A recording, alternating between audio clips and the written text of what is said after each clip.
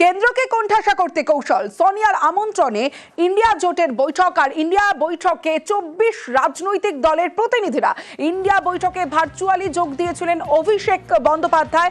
আমার সঙ্গে মৈত্রী ভট্টাচার্য রয়েছে, মৈত্রীর সঙ্গে কথা বলবো। মৈত্রী, দুটো বিষয়। এক হলো 24-এর লোকসভা নির্বাচনের আমরা বারবার এক মঞ্চে ইন্ডিয়া জোটের সঙ্গে তৃণমূলের প্রতিনিধিদেরও দেখতে পেয়েছিলাম, আর 2025 সালে এখনো পর্যন্ত কোনো বৈঠকে দেখা যায়নি তৃণমূলের কোনো প্রতিনিধিকে, কিন্তু আজ ভার্চুয়ালি যোগ দিলেন অভিষেক বন্দ্যোপাধ্যায়। একদিকে কতটা গুরুত্বপূর্ণ, অন্যদিকে বাদল অধিবেশনের আগে আজ যে বৈঠক, সেই বৈঠকে কোন কোন বিষয় আলোচনা হয়েছে, কোন কোন বিষয় সরব হতে পারেন বিরোধীরা? দেখো, একেবারে তুমি যেরকম বলছো যে তৃণমূলের সঙ্গে কিন্তু দূরত্ব কিছুটা বাড়তে দেখা যাচ্ছিল ইন্ডিয়া জোটে, বিশেষত সব থেকে বড় শরিক দল কংগ্রেসের। গত 2024-এর নির্বাচনের পর থেকে যদি প্রত্যেকটি অধিবেশন দেখা যায়, তাহলে প্রত্যেকটি অধিবেশনেই কংগ্রেসের ঠিক করে দেওয়া ইস্যু থেকে কিছুটা সরে এসেই অবস্থান দেখা গিয়েছিল তৃণমূল কংগ্রেসের। এবং সেখানেও ইন্ডিয়া জোটের যে প্রত্যেকটি অধিবেশনের আগে ইন্ডিয়া জোট শরিকদের যে বৈঠক ডাকা হতো, সেই বৈঠকেও কিন্তু সে অর্থে উপস্থিত থাকতে দেখা যায়নি তৃণমূল কংগ্রেসকে। কিন্তু গত অধিবেশন থেকেই পরিস্থিতি কিছুটা বদলাতে শুরু করে। চলতি বছরের গোড়া থেকেই দুই যে রাজনৈতিক দল, তাদের মধ্যে সম্পর্কের কিছুটা পরিবর্তন হয় এবং যে শৈত্য দেখা যাচ্ছিল, সেই শৈত্য কিছুটা কাটতে দেখা যায়। আজকে অভিষেক বন্দ্যোপাধ্যায়ের উপস্থিতি কিন্তু অত্যন্ত তাৎপর্যপূর্ণ এমন একটি জায়গায় দাঁড়িয়ে, যেখানে আম আদমি পার্টি ইন্ডিয়া জোট থেকে সরে দাঁড়িয়েছে এবং যে বিভিন্ন যে আঞ্চলিক রাজনৈতিক দলগুলি রয়েছে, তারাও যেখানে তাদের নিজেদের অধিকার এবং তাদের দাবি দাওয়া নিয়ে যাতে সোচ্চার হয়, সেই বিষয়ে তারা তাদের অবস্থানে ফার্ম রয়েছে। ফলে সেখানে দাঁড়িয়ে কোথাও একটা যে বড় শরিক অর্থাৎ কংগ্রেস, তারাও হয়তো বুঝেছে যে এই আঞ্চলিক দল যাদের যথেষ্ট ভোট ব্যাংক রয়েছে, যাদের যথেষ্ট সংখ্যায় সাংসদরা রয়েছেন, তাদেরকে এড়িয়ে গিয়ে কোনো এজেন্ডা ঠিক করা এবং সেটাকে নিয়ে এগিয়ে যাওয়া অধিবেশনের সময়, সেটা কিন্তু খুব একটা লাভদায়ক তাদের জন্য হবে না, পলিটিক্যাল ডিভিডেন্ড দেবে না। সেই কারণেই আঞ্চলিক দলগুলোকে বিশেষ গুরুত্ব দিয়েছে কংগ্রেস, এবং ব্যক্তিগতভাবে কংগ্রেসের শীর্ষ নেতৃত্বদের তরফ থেকে ফোন যাওয়ার পরই কিন্তু অভিষেক বন্দ্যোপাধ্যায় এই বৈঠকে যোগ দেওয়ার সিদ্ধান্ত নিয়েছেন বলে আমরা জানতে পারছি। দ্বিতীয় বিষয়টি, যে এবারের অধিবেশন পেহেলগাঁও হামলার পর এবং অপারেশন সিন্দুরের পর প্রথম অধিবেশন, এবং সেখানে বিরোধীরা এই গত কয়েক মাসে যে যে প্রশ্নগুলো তুলছিল, এটা তাদের প্রশ্ন আরো জোরালো ভাবে তোলার একটা মঞ্চ। ফলে সেখানে বিরোধীরা চাইছিলেন তারা যাতে একজোট থাকেন।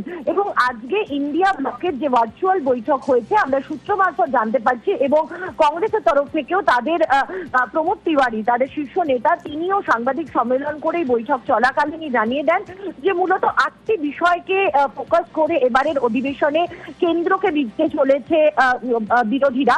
তার মধ্যে সব থেকে গুরুত্বপূর্ণ 3টি ইস্যু। এক হচ্ছে পেহেলগাঁও, অপারেশন সিন্দুর এবং ডোনাল্ড ট্রাম্প তার যে বারবার করে এই সিজফায়ার নিয়ে তার যে বয়ান, সেই বিষয়টি, এবং তার সঙ্গে সঙ্গেও সমানভাবে গুরুত্ব পেতে চলেছে এসআইআর, অর্থাৎ বিহারে যে এসআইআর চলছে সেই ইস্যু। এবং আমরা সূত্র মারফত যেটা জানতে পারছি, অভিষেক বন্দ্যোপাধ্যায় এসআইআর এর ইস্যু নিয়ে কিন্তু জোরালো সওয়াল করেছেন। একই সঙ্গে পেহেলগাঁওয়ের বিষয় নিয়েও, সেখানে আইবির ভূমিকা নিয়েও যেমন অভিষেক বন্দ্যোপাধ্যায় প্রশ্ন তুলেছেন, এবং সেই বিষয় নিয়ে বিরোধীদের প্রশ্ন তোলা উচিত সেই মত তিনি ব্যক্ত করেছেন।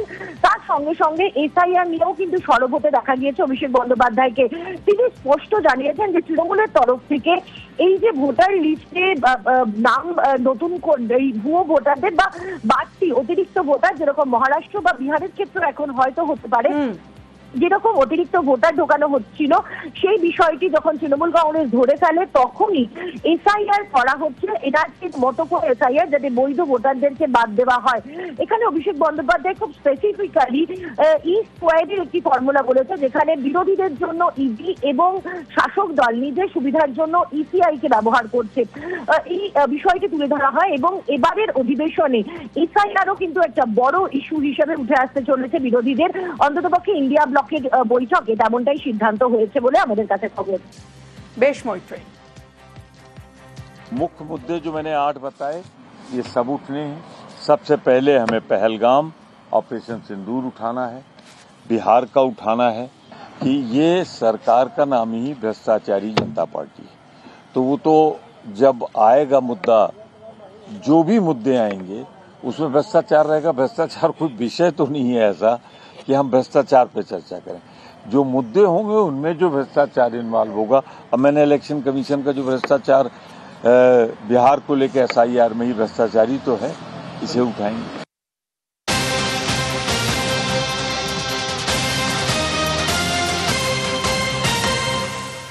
বাদল অধিবেশনে পেহেলগাঁও আজ সংসদে পেহেলগাঁও বনাম অপারেশন সিঁদুর সংঘাত। সোমবার থেকে শুরু সংসদের বাদল অধিবেশন।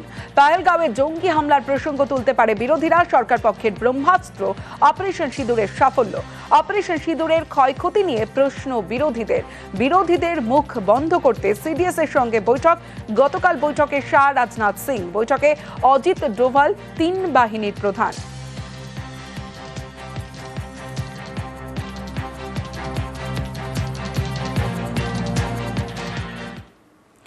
সরকারি বাংলোয় আমরা ওরা। দিল্লিতে বাংলো বরাদ্দে পক্ষপাতিত্বের অভিযোগ। সরকারি বাংলো মিলছে না বলে দাবি বিরোধীদের। সরকারি ফ্ল্যাট বা বাংলো পাননি ইউসুফ পাঠান। ফ্ল্যাট বাংলোয় একচেটিয়া কর্তৃত্ব শুধু সরকার পক্ষের। সংসদের হাউজিং কমিটির বৈঠকে সরব তৃণমূল। গত 2 বছরে মোটে 2 বার বৈঠক হাউজিং কমিটির। বিরোধীদের বাংলো বঞ্চনায় বৈঠকে ক্ষোভ TMCর।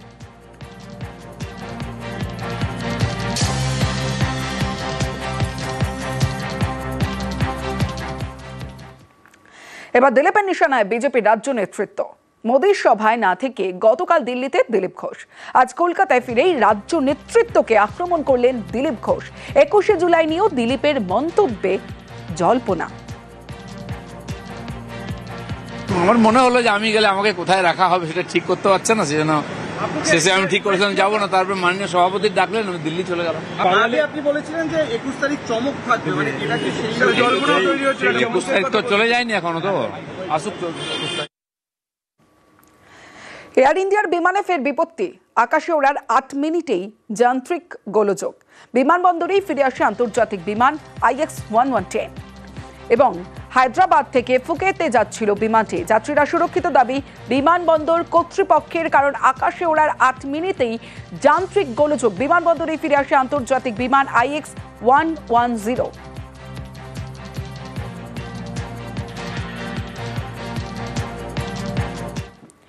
নবান্নে বন্যা পরিস্থিতি নিয়ে বৈঠক। 9 জেলা শাসককে নিয়ে বৈঠক। মুখ্য সচিবের বৈঠকে ছিলেন কয়েকটি দপ্তরের সচিবও।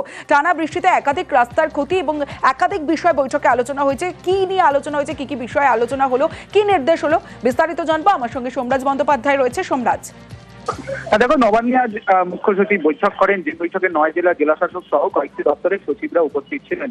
এটা নবান্ন সূত্রে খবর। প্রথমতই ঘাটালে বন্যা পরিস্থিতির মোকাবিলায় যেভাবে পশ্চিম মেদিনীপুর জেলা প্রশাসন কাজ করেছে তাকে প্রশংসা করেছেন রাজ্যের মুখ্য সচিব মনোজ পন্ত, এবং মানুষের পাশে যে এইভাবেই দাঁড়াতে হবে তা আরো একবার মনে করিয়ে দিয়েছেন মুখ্য সচিব জেলা শাসকদের বৈঠকে।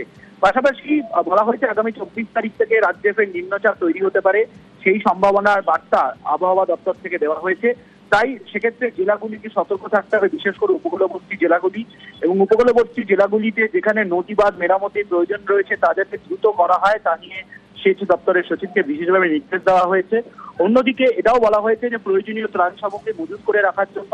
অন্যদিকে ডিবিসি জলাধারগুলি থেকে জল ছাড়া হলেও পরিস্থিতি বর্তমানে নিয়ন্ত্রণে রয়েছে, তেমনটাও বৈঠকে বলা হয়। যদিও জলাধারগুলি থেকে যে পরিমাণ জল ছাড়া হচ্ছে তা নিয়ে প্রতিনিয়ত নজর রাখারও কথা রাজ্যের মুখ্য সচিব বলেন। এই দিনের বৈঠকে 9টি জেলা শাসকরা আজকে বৈঠকে ভার্চুয়ালি ছিলেন। কৃষি দপ্তরের সচিব, বিপর্যয় মোকাবিলা দপ্তরের সচিব, সেচ দপ্তরের সচিবও আজকের বৈঠকে ছিল। বিপর্যয় মোকাবিলা দপ্তরের সচিবকে আজকে মুখ্য সচিব নির্দেশ দেন যাতে প্রয়োজনীয় ত্রাণ সামগ্রী সহ ত্রিপল সহ যেন সবকিছু মজুত রাখা হয়, এবং যাতে আশ্রয় অর্থাৎ যেখানে যে আশ্রয় শিবিরগুলো খোলা হবে সেখানে যাতে পর্যাপ্ত ব্যবস্থা রাখা হয় তেমনটা নির্দেশ বিপর্যয় মোকাবিলা দপ্তরের সচিবকে দেওয়া হয়।